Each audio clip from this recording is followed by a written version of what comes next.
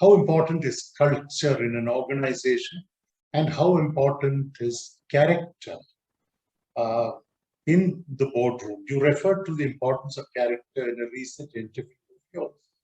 And then you quoted Gandhiji. Of course, every context Gandhiji has a relevant quote.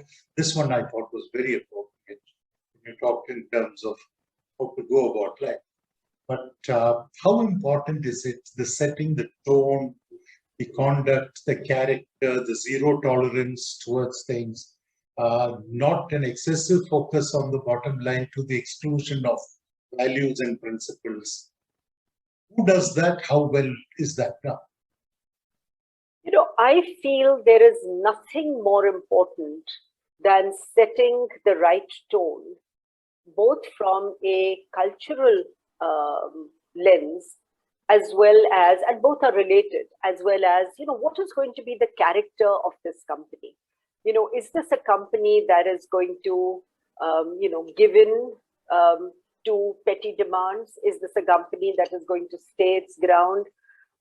And in that context, I think if the board is not setting the cultural norms, and if the board is not setting, those characteristics or those attributes of a company that the board considers to be significant and important, then who's going to do it?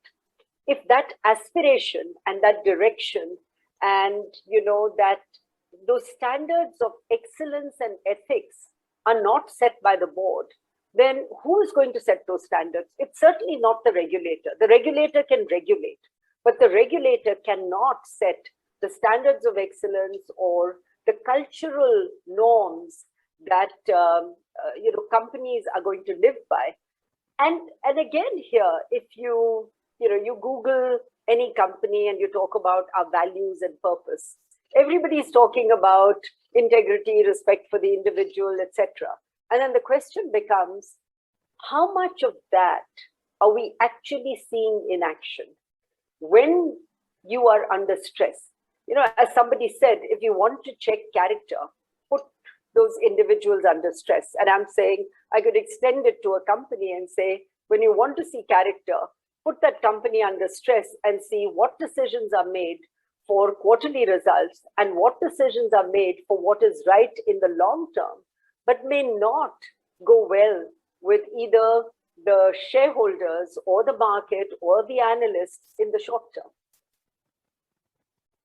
I had, after studying the code of conduct of several companies within India and overseas, over the last several years, discovered an interesting phenomenon, which is the longer the code of conduct is, less the chance of its being complied. By way of illustration, Enron had a 64-page code of conduct. Not too many companies have a code of conduct that long, and we know what they did with that code of conduct.